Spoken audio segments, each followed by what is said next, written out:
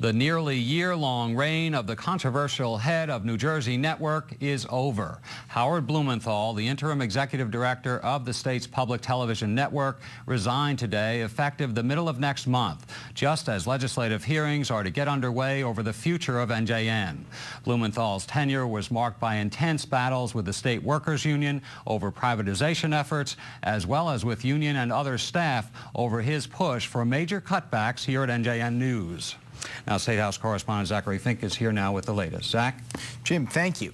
Blumenthal's resignation is effective September 17th. The executive director position is a gubernatorial appointment, and Blumenthal was a holdover from the Corzine administration. But between Governor Christie's push to change the status of NJN and Blumenthal's sometimes confrontational management style, NJN has been undergoing a turbulent period. This morning, NJN News interim executive director Howard Blumenthal announced during a managers meeting that he's resigning effective next month. I think that it became time to leave. I think that all of the different factors, I had basically completed all the work that I had intended to do here. So I think that has been done very successfully. The operating plan is now complete and widely distributed, not only in New Jersey, but apparently throughout the industry, which is wonderful. So I'm getting calls from other stations in other parts of the country saying we're thinking about adopting a similar strategy. His association with NJN basically ends, but he is a resource, hopefully, that we will be able to draw upon in the future as and when needed. But there's no formal consulting or employment relationship either with the foundation or the PBA as of September 17th, I think is the date. Blumenthal came to NJN last September with a mountain of ideas about how to transform the network. While many were open to the idea of change, some argued that his quickened pace was inconsistent with what could get done at NJN, which is still a state entity. CWA Local 1032, which represents the network's roughly 115 state worker employees, saw the Blumenthal departure as welcome news. It's a good move that he's leaving.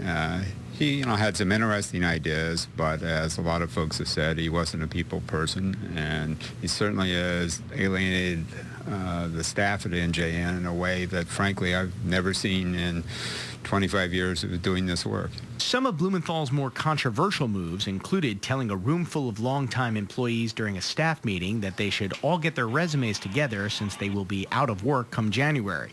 In his budget address this past March, Governor Christie called for NJN privatization, which would presumably include a new employment status for the network's state workers. But it was during this hearing last May, before the Assembly Budget Committee, that legislators told us privately that Blumenthal really rubbed them the wrong way when he was questioned about his compensation. Mr. Blumenthal and others, the question will be very direct. It's not meant to be very personal, but we're in a budget setting. What is your salary to run that operation presently? I refer you to the papers. I don't actually keep that in my head. You don't know how much you make? I don't actually know. Does anyone know? Somebody probably knows. We'll get back to you on the question. Well, I would hope we get back to the conversation this morning. Is it approximately $150,000? Well, Give or the take foundation it's a little confusing because the foundation pays $25,000 and the state pays $120, $125, something like that. Yeah. So the base is about $145 in that range? Yeah, somewhere in there. Do you have other endeavors other than these two? Yeah, I'm still, because of the interim role, I'm also the CEO of another public television station in Pennsylvania. And what station is that? It's called Mind, and I work there about a day a week. We asked Blumenthal today whether he thought his encounters with the staff and legislators helped force him out the door. I came to NJN to discuss change. Change is not always the most comfortable topic of discussion. We're in a much changed industry. As many as half of public television stations across the country now are struggling financially. It's time to change the system. Now, the question is whether NJN is ready for change or not. Certainly we need big changes at NJN.